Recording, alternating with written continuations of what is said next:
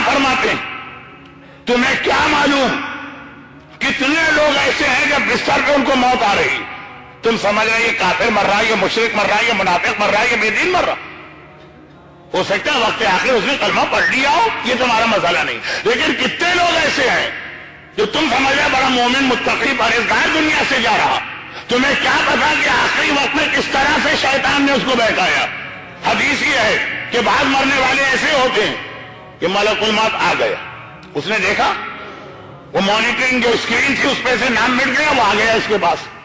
عام حالات میں تو ملک الموت کو بڑی جلدی ہوتی، بھائی اس کی روح قبض کرو تو پھر وہاں جانا، تو پھر وہاں جانا، تو پھر وہاں جانا.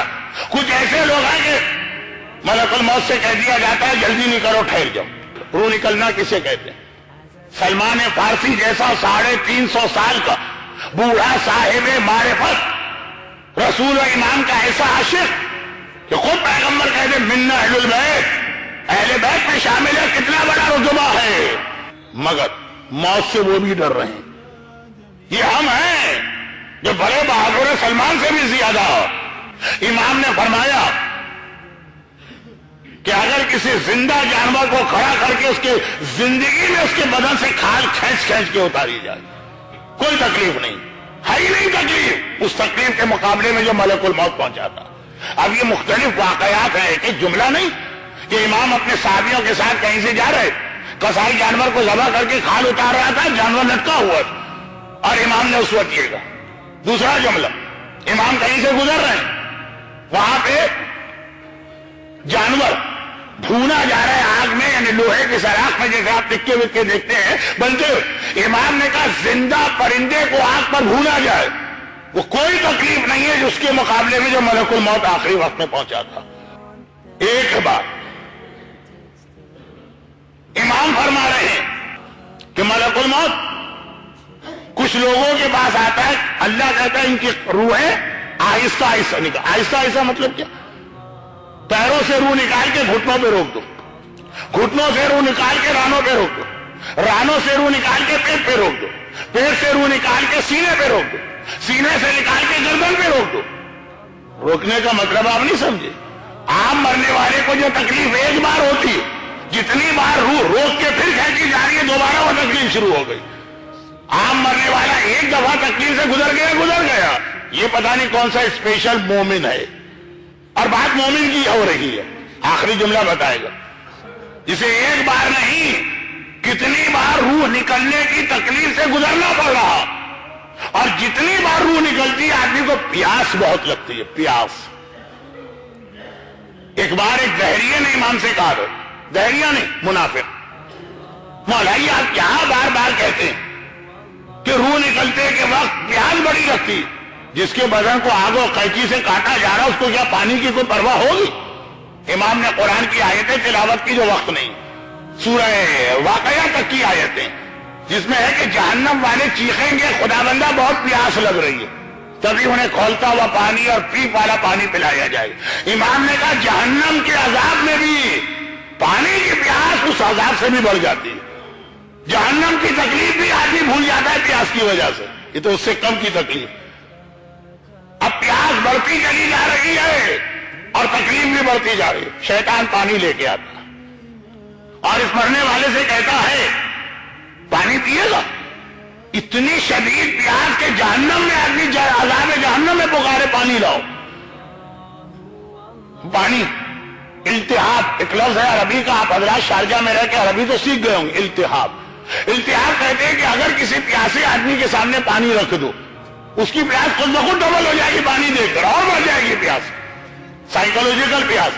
شیطان آتا ہے پانی لے گا، ارے نیکی اور پوچھ لا پانی دے، کہ ایک شرط پہ دوں گا، مجھے میری خدائی کو مانو اور کہو کہ میں تیرا رب ہوں. مومن گھبرا کے آ رہے ساری زندگی اللہ کو مانتا ہے، آخر میں تیرے کو مانوں گا، بھاگ جائے یہاں سے.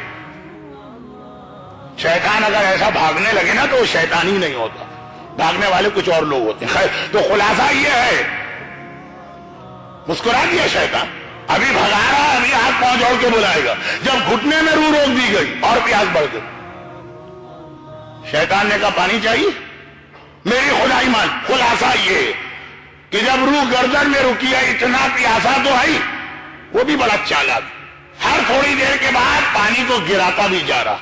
یہ ایک ہی پیالہ ہے، اگر یہ بھی چلا گیا پھر نہیں ملے گا پانی. اب ادھر ملک الموت کو بھی جلدی نہیں ہے کہ جلدی سے روح نکال لے، مسئلہ ہی ختم. وہ بھی آرام آرام سے روح نکال رہا، اور ادھر ہر دفعہ یہ تکلیف بڑھتی جا رہی ہے. ایک پانی کا پیالہ تھا بس، وہ آدھا رہ گیا، 3/4 چلا گیا. چند گھونٹ بچے، شیطان کہتا یہ آخری پانی ہے، ابھی میری خدائی کو مان لے. مومن نے مڑ کے دیکھا شاید ملک الموت اب تو روح نکال دے. وہ آرام سے بیٹھا ہوا، کوئی جلدی نہیں ہے اس کو، ادھر ادھر باتوں میں لگا. جیسے آپ پاکستان کے دفتروں میں جاتے ہیں تو آپ کا کام کیسے کرتے ہیں وہ آفیسر، ادھر ادھر لگا ہوا ہے، توجہ ہی نہیں دے رہا. گھبرا گئے، اتنی پیاس. گھبرا کے کہا اچھا میں نے تیری خدائی کو مانا، اب تو پانی پلا دے. یہ جملہ کہا شیطان نے وہ پانی بھی زمین پہ پھینک دیا اور کہا کہ اگر میں خدا کے سامنے تیری مدد کر سکتا تو خود کو تھوڑی جہنم میں جلتا. اور ادھر ایک جھٹکے سے ملک الموت نے روح نکالی. ربنا لا تزغ قلوبنا بعد إذ هديتنا. خدا بندہ یہ آخری وقت میں ہمیں ہدایت کے بعد گمراہی نہ ملے، یہ اس وقت کی دعا. ہم نے تو دیکھا بھائی ہمارا مرنے والا مرتے دم تک ٹھیک رہا، ہمیں کیا پتا کہ پردے کے پیچھے، اسکرین کے پیچھے کیا اس کے اوپر گزر گئی. امام نے فرمایا اگر یہ چاہتا تو اپنی زندگی ہی میں اس کا انتظام کر سکتا تھا. مولا کیا کہا کہ اگر کوئی رجب کے آخری ہفتے میں 3 روزے رکھے، 7 ضروری نہیں، ایک 27 رجب کا تو آئی، ایک 24 رجب اور ایک 29 رجب، اور اگر یہ تاریخیں اس کے ہاتھ میں نہ رہیں کسی وجہ سے تو 7 دن جو آخری رجب کے اس میں کوئی 3 روزے رکھے تو ملک الموت جب روح قبض کرنے آئے گا تو وہ خود ہی کوثر کا جام بھر کے لاتا ہے ایسے آدمی کے لیے جو ماہ رجب کی آخری کوئی 3 دن 7 میں سے اس میں روزہ رکھتا ہے. یہ جام کوثر تیرے لیے ہے، جس کو جام کوثر مل جائے شیطان کا پانی اسے کیا بہنا پائے گا. ملک الموت خالی ہاتھ نہیں آتا، کوثر کا پانی پلاتا جاتا اور اس کی روح کو قبض کرتا جاتا. ایک جملہ، کیا شیطان کو یہ چیزیں نہیں پتا؟ بھائی مجھ سے تو زیادہ علم رکھتا ہے شیطان. جب میں نے یہ حدیث امام پڑھی، شیطان کو بھی تو معلوم. تو اب شیطان کیا کرے گا؟ اول تو ہمیں اس قسم کے روزے رکھنے ہی نہیں دے گا، اور اگر ہم رکھ لیں تو ایسا کوئی چکر چلائے گا کہ روزے رکھ کے بھی ہم بغیر روزے والے ہوں گے.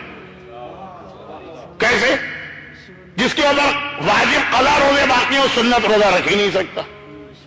وہ ماہ رجب کے سنت روزے رکھوا دے گا، ہم پر کوئی قضا بھی ہوگا، سارے روزے غلط ہوگا.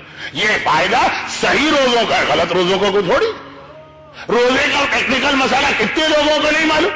تو شیطان 2 طریقے سے کام کر رہا. پہلے تو اول ہمیں آنے ہی نہیں دیتا دین کے راستے پر، اور اگر یہ حدیثیں ہم سن لیں تو ہماری لا علمی سے فائدہ اٹھا کے کوئی ایسا ٹیکنیکل ہم سے مسٹیک کرا دیتا. صدقہ دیا اور مرنے والے کو نہیں ملا، روزہ رکھا اور ہمارے لیے کوثر کا جام نہیں آیا. رحمتک یا ارحم الراحمین وصلی اللہ علی محمد وآلہ الطاہرین.